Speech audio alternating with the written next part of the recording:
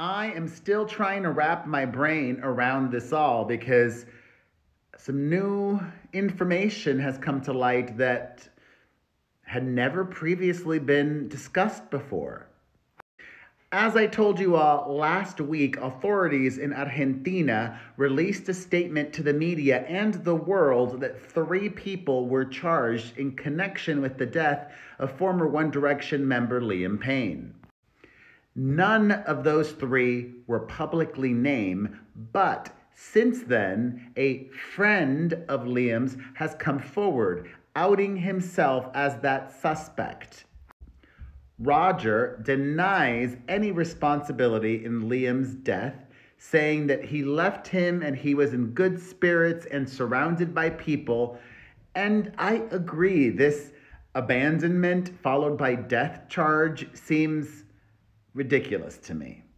However, 2 other people were charged for supplying Liam with substances. And now, this person has come forward, outing himself as one of those 2 people. There is a hotel worker who worked in housekeeping who has been charged, and this guy.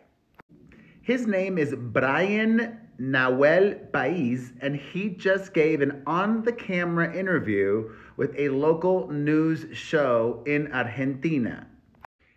He denies supplying Liam with substances. He denies accepting cash or any payment from Liam, and he also alleges that he and Liam got intimate in his hotel room. Let's get into it all. What I think will help him a lot is this guy claims to have kept all the receipts. Brian says, I've got all the messages. I haven't erased anything. Even specifying, quote, I have messages where he's offering me money because he was apparently used to offering money for everything, but I never accepted anything. So that's a very interesting conundrum. I need legal experts, lawyers to weigh in on this, especially if you understand the law in Argentina. But I think it might be similar in the United States or the UK. If money is not exchanged, can you be sued for distribution, for supplying and facilitating as he was charged? But he is denying that he supplied or facilitated, implying that Liam already had the substances. Brian worked at a restaurant, and that is where he allegedly met Payne at the beginning of October. He has since been fired from that restaurant. Paiz says, quote, Liam's first contact with me was at my place of work. We swapped details and saw each other later that night. It was all normal. He came down from his hotel room to fetch me because I had gotten lost. We got together there, and he showed me some of the music he was going to bring out.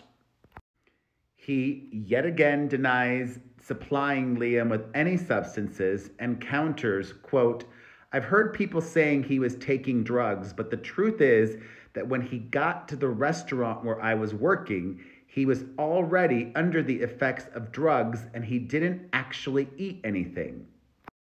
He claims they first met up October 2nd at the Hyatt in Palermo. During the dinner, Liam allegedly asked him for his contact details. He gave him an Instagram account to communicate with him. That seems a little sketchy. If this big celebrity wants your contact, you're going to give him an Instagram account? You want to communicate via Instagram? You don't want to have his phone number? I mean, maybe. The waiter later received messages because Liam wanted to take drugs, although he had already consumed narcotics. While in Liam's hotel room at the Hyatt in Palermo, they had some whiskey shots. That was October the 2nd. The next time they met up was on October the 13th at the Casa Sur Palermo Hotel, where Liam ultimately died. They met up just one day after his girlfriend left the country, Kate Cassidy. Liam ended up dying just a few days after the 13th, and he does admit, quote, "We took drugs together, but I never took drugs to him or accepted any money." Opening up about this night together in detail, he says, "Our second hotel meeting was on the night of Sunday, October 13th. We spent the night together. We consumed drugs because the truth is that something intimate happened. He wasn't aggressive at all. He behaved really well with me. He was really sweet. He asked me if I was okay. When I left, he wanted to give me some clothes so that I had a memory of being with him, but I left it behind the TV because I didn't want to take it. It was some gray jogging bottoms and a t-shirt.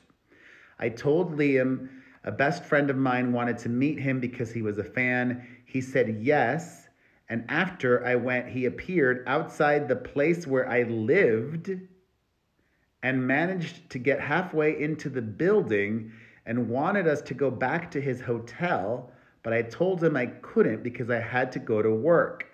I was due to start at 11:30 a.m., but I had to arrive beforehand. That was the last time I saw him. He got into his taxi and left." Seems like those last few days for Liam were a whirlwind.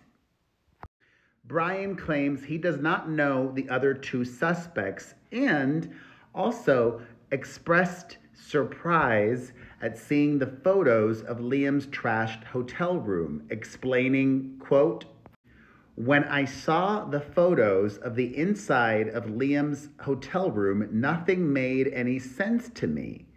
The Dove soap packet was there when I was in the hotel, but I couldn't understand what it was for, or the candles, or the glass of water."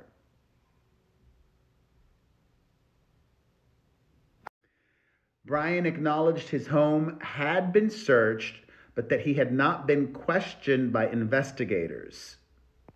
Additionally, over the weekend, authorities in Argentina have confirmed that his Rolex is still missing. His father, while down in Buenos Aires, specifically asked for that.